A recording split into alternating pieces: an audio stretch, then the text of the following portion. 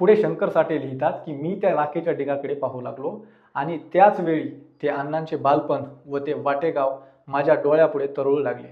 अण्णा हे नाव त्यावेळी निर्जीव झाले होते, परंतु अण्णाची कीर्ती जिवंत होती.